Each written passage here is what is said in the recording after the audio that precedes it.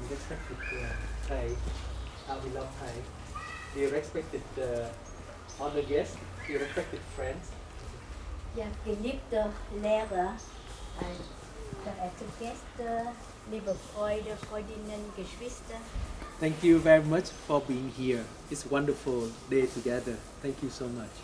Herzlichen Dank für euren Besuch. Wir haben einen wunderschönen Tag miteinander verbracht. We would like to thank especially our architect, Mr. Frank Jung Johan, for leading for our friend to see the new construction. Wir bedanken uns herzlich bei unserem Architekt Frank Jung Johan, dass die Führung zu dem neuen Meditationshalle gemacht und erklärt. And we would like to thank our very dear friend Saraswati, Frank Jung Johan. How do we say wife? Wir bedanken uns auch sehr herzlich für die Frau von Frank Saraswati für die Führung der Sitzmeditation und so wie ich hineingeschnuppert habe, rege Besuch. Dankeschön. And thank you very much for our friends, the Vietnamese group from Düsseldorf, from Aachen, from Mönchengladbach for the performance, different performance.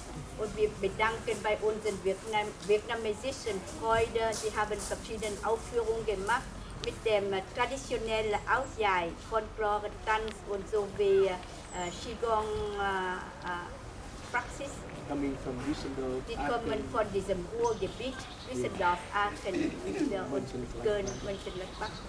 And we would like to thank all of our Vietnamese Sangha in Hamburg, in Mönchengladbach, in Nguyện, and other places for coming and helping.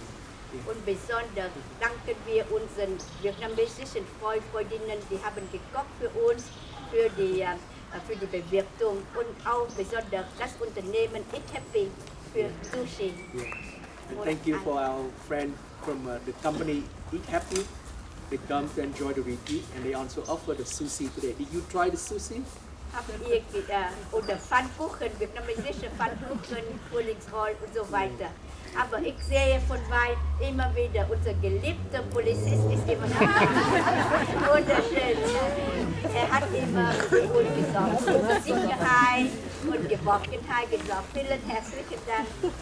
And we would like to thank our ex-mayor, Mr. Custer, his wife and his whole family coming for today and visiting us. Ist Familie von Herrn Christer noch da? Wir suchen die Familie die ganze Zeit. Ich weiß nicht, wo sie sind. Wenn sie noch da sind, wir haben ein Geschenk für euch. Meldet euch. Yeah. And again, thank you very much for being here. We had a very wonderful time together. And now we would like to close our day. Und wir danken euch herzlich für diesen wunderbaren Nachmittag. Und wir werden jetzt diesen Tag abschließen. Yes. And again, we will evoke the name of the Bodhisattva of great compassion, Avalokitesvara. Und nochmal werden wir den Namen von dem Bodhisattva Avalokitesvara anrufen. For thanking the universal law for protecting us so that we have a very wonderful day. Und wir danken diesen universalen Liebe, sodass wir heute wirklich einen wunderschönen Tag erlebt haben. And we would like to pray the energy, pray compassion to protect you and your family in the coming days. Und wir beten auch diese Energie des Mitgefühls, euch alle zu beschützen und zu begleiten. And may you be safe and secure. Möge ihr in Sicherheit und Geborgenheit und in Liebe verweilen leben. May you have a very good health. Möge ihr eine gute Gesundheit haben. And continue to be peaceful throughout difficult moments of life. Und weiter friedvoll sein bei allen verschiedenen Schwierigkeiten des Lebens. Yeah. And please come here to practice together with us when you feel you need the support. Yeah. Und bitte, ihr kommt hier Und ihr praktiziert mit uns, wenn ihr das Gefühl habt, ihr braucht die Unterstützung. We also need your support. Thanks to your coming, we can practice. Otherwise, we are very lazy. Und wir danken euch sehr, dass ihr kommt, damit wir die Möglichkeit haben zu praktizieren. Ansonsten bleiben wir nur im Bett. Okay.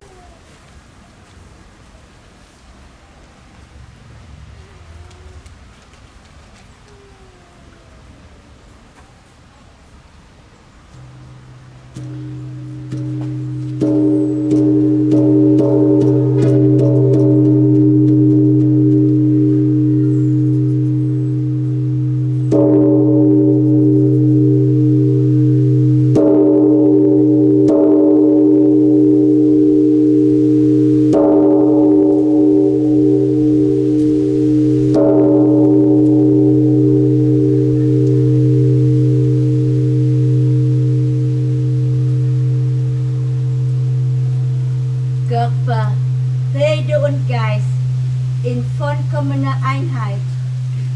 Von meinem Herz, dem Klang der Glocke, mögen alle, die diesen Klang hören, aus der Unachtsamkeit erwachen und ihre Ängste und Sorgen überwinden.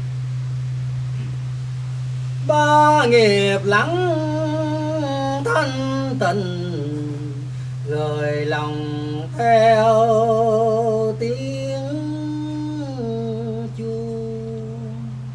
Nguyện người nghe tỉnh thức, vượt thoát nẻo đau buồn.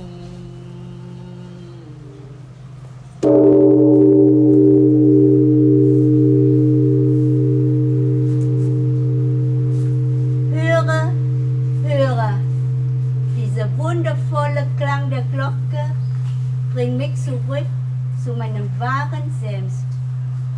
Lắng lòng nghe, lắng lòng nghe tiếng chuông huyền diệu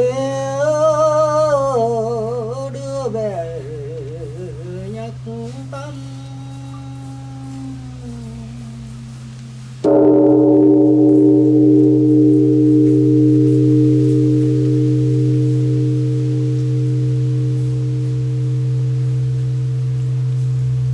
Der universelle Eingang zum wundervollen Dharma öffnet sich. Ein Kind wird im Herzen einer Blume geboren. Ein Tropfen des Dharma-Nektars reicht aus, den Frühling zu allen Bergen und Flüssen zurückzubringen. Phổ môn vọng tiếng triều dân bé thơ xuất hiện giữa lòng đóa sen. Cam lồ một giọt rưới lên xuân về trên khắp mọi miền núi sông.